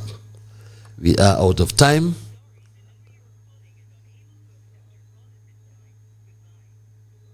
Okay, my overseas line seemed to have been down. The one that didn't ring for the night. I would apologize to my overseas listeners. I didn't recognize that line was down. I checked it before coming on the program. But this email reads, Alexis Jeffers was very guarded, frightened and cautious in asking the Prime Minister about the report he has received from the World Bank in respect of the Nevis fair share. But Jeffers was so afraid to stand on his own in asking the question that he had to say he was asking the question because everywhere he travels in Nevis, and particularly his constituency, are asking him about the report from the World Bank. So he hoped that the Prime Minister will shed some light on it. In his wrap up, Mr. Jeffers, you are dreaming, reads this email. And this other email reads, Patches, Mark Brantley's response to the budget was to talk about things he's doing in Nevis. He completely ignored July crappy budget because he can't talk about it to get July upset. Mark Brantley must resign, for the people in opposition are not getting any representation. Every month, Mark Brantley takes a paycheck for work he's not doing. Mark could have let another member of the opposition bench deliver the rebuttal, but Mark is a greedy vagabond trying to keep the heat off the government, reads this other email. Good night, Mr. Liburd. Can anything be done to get out this Dollyhouse government sooner than the next election? Because the way things are going, St. Kitts is going to sink deeper than the Titanic, reads this other email. Dear Patches, today I listened to Dr. Timothy Harris skillfully dismantle the nonsense presented by Dr. Drew's Minister of Finance. One truth became evident. This so-called budget address was nothing more than a political diatribe, void of substance and rife with excuses. Dr. Drew's administration has projected a jaw-dropping $237.8 million deficit for 2024, an economic catastrophe by any standard, and yet, rather than addressing the reckless spending that has led us here, the government predicts an additional $28.5 million deficit for 2025, pushing the nation closer to a $300 million hole. While Dr. Harris rightly exposed the chaos, one must question why others like Mark Brantley remain silent. Is he complicit in this economic mismanagement, or is he simply unwilling to challenge Drew's failing leadership? The people deserve answers. Dr. Drew's diatribe masquerading as a budget is a testament to his inability to govern responsibly. His administration is dragging the nation into financial ruin, and the silence from some quarters only enables this disaster. Patches, it is time to expose this for what it is, a betrayal of the people and a dereliction of duty. And my Straight Talk family, that's the way we're gonna end it with our emails tonight as we wind down tonight's presentation. As I intimated, I do apologize. I did in fact check my phones before coming on air, and my overseas line did not function for some reason. But let's not forget that the budget presentation by Snakeback Brantley told us that he does not understand his role, or as someone said, he's complicit with the wrongdoing. Because imagine he said this about the opposition. Speaker, I believe that there are some who have tuned in this morning because it is customary for those who are in opposition to use their time in this House and to use their time in every forum available to them to curse the government. I would want to say with respect that if those people are tuned in now, then they might as well shut off and go and do something more worthwhile. And so offensive he was. And he had some 5 hours and 27 minutes to respond, according to the Speaker. The adjournment, I indicated that the standing order, particularly Standing Order 40, subsection 5, allows for, or provides rather, that the member speaking first on behalf of the opposition shall be entitled to speak for an equal period of time as the Minister of Finance. I also indicated and placed on the record that the Minister of Finance spoke for 5 hours, 27 minutes and 26 seconds. Therefore, Honourable Member for for Nevis 9 you are afforded equal time of 5 hours, 27 minutes and 26 seconds. You may proceed.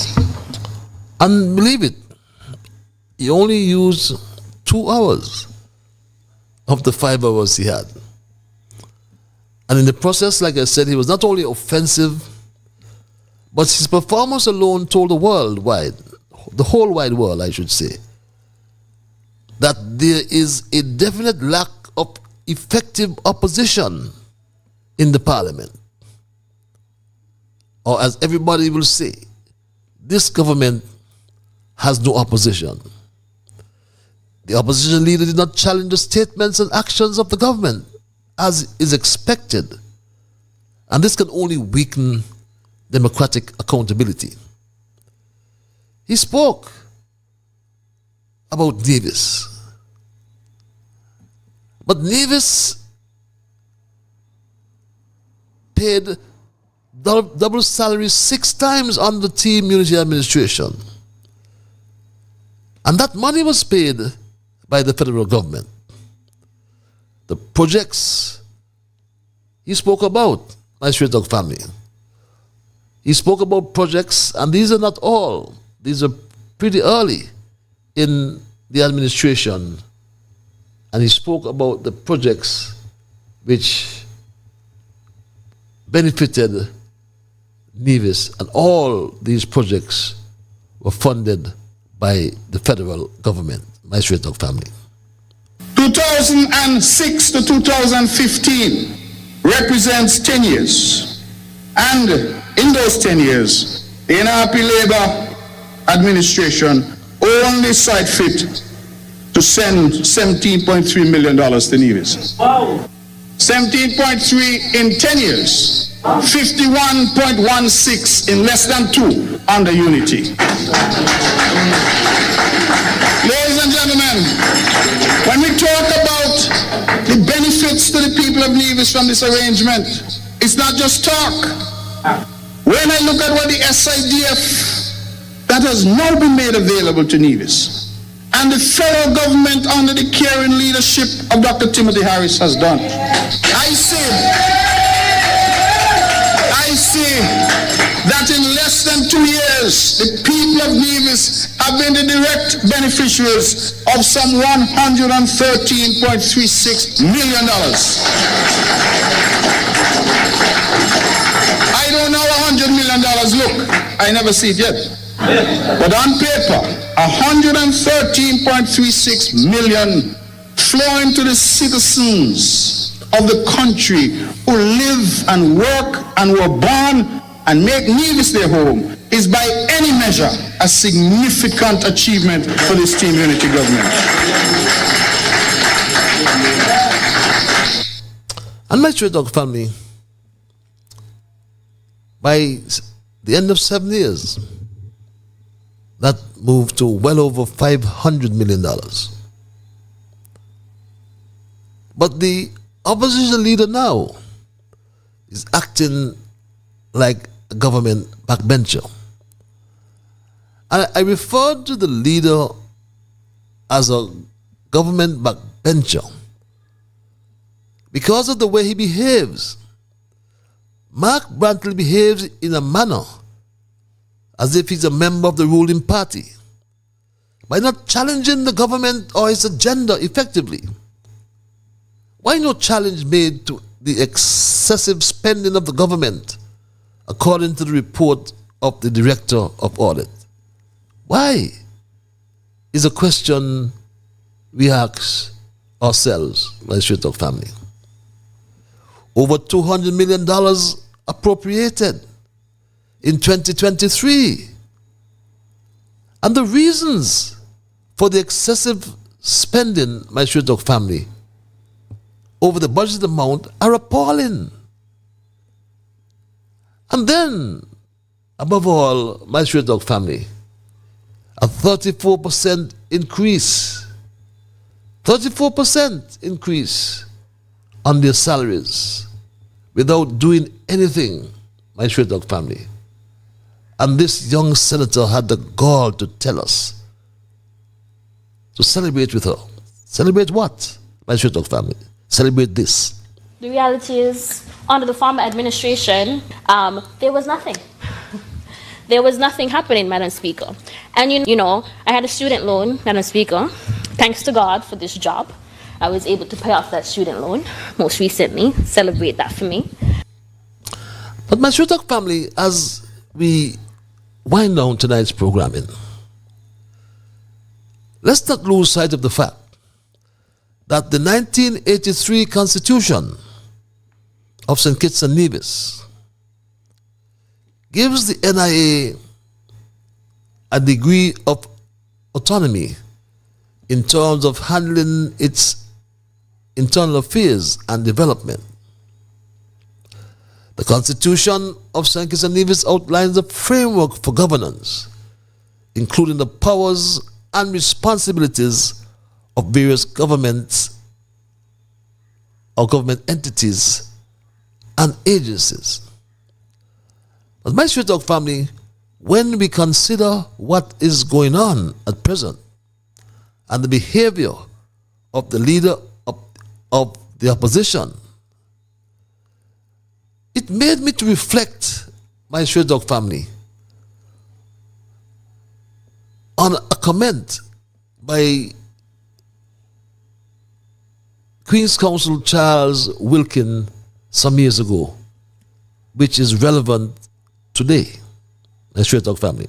In 1980, the NRP obtained the balance of power, which enabled Nevis to entrench its protection in the Constitution. That protection is given by the right to secede, the establishment of the Nevis Island Assembly, with exclusive legislative powers over most matters affecting Nevis, the main exceptions being taxation and security, the establishment of the Nevis Island Administration with substantial executive powers, and a guaranteed minimum number of seats in the National Assembly, regardless of voting population. I have no issue with the right of Nevis to secede, but I have always argued against the structure of Nevis having a separate government and also significant influence on the governance of St. Kitts. I think we need to revisit the so-called federal structure. Yes, because in this present scenario, where the premier of Nevis is the opposition leader who is so ineffective and acts like a puppet of the government and offers no constructive opposition or alternative policies. No one is holding the government accountable.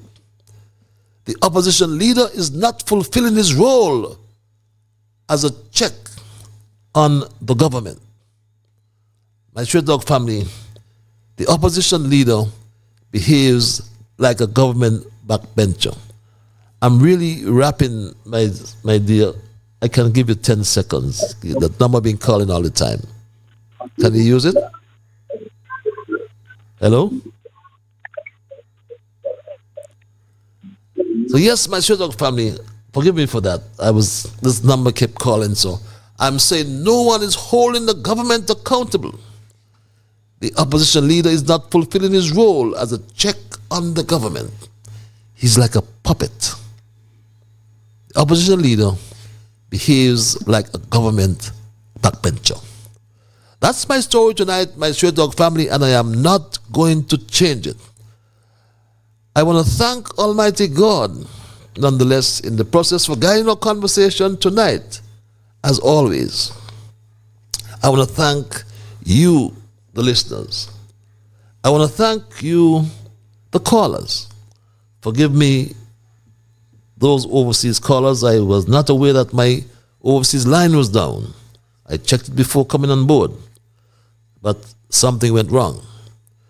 Those of you who sent emails, remember, you emailers, the callers, the listeners, the viewers, remember, you are the ones who make Straight Talk. And for that reason, I say a big, big thank you.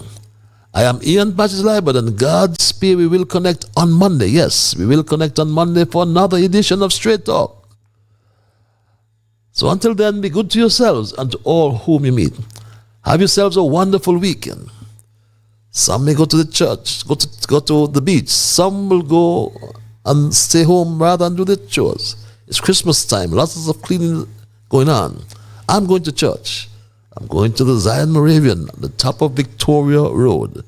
If you don't have a home church, you are welcome there. But remember, whatever your mind conceive, that you will achieve. But first of all, you must believe. So when you wake in the morning, thank God for the morning light. Thank Him for taking you through the night. And my Straight Talk family, keep moving on. Bye-bye. Until we connect on Monday, have yourselves a wonderful weekend.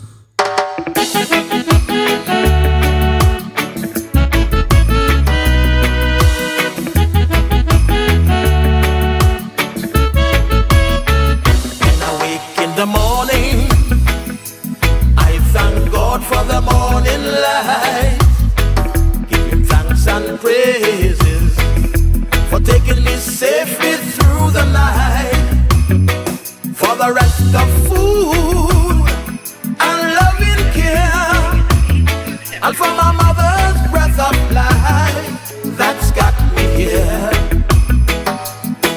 So whatever my mind conceives that I will achieve, you better believe, because I do the things I should, be to my brethren kind and good, the best I could.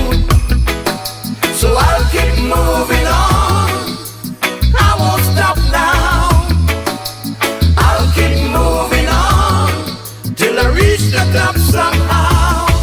Down on my knees, to the Lord I kneel and pray, with my heart and soul, beg Him to take me through each day. My guardian to keep and my guide over every step I take, He will preside. So whatever my mind conceives that I will achieve, you better believe, because I do the things I should, be to my brethren kind and good, the best I could. So I'll keep moving on, I won't stop now.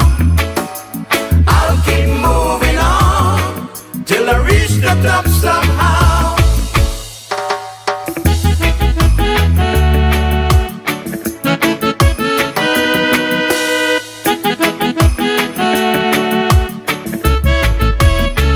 Now I'm on my way with strength and courage from above.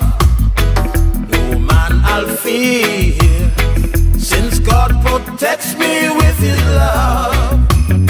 Strong, pure and true, and so sincere, 'cause my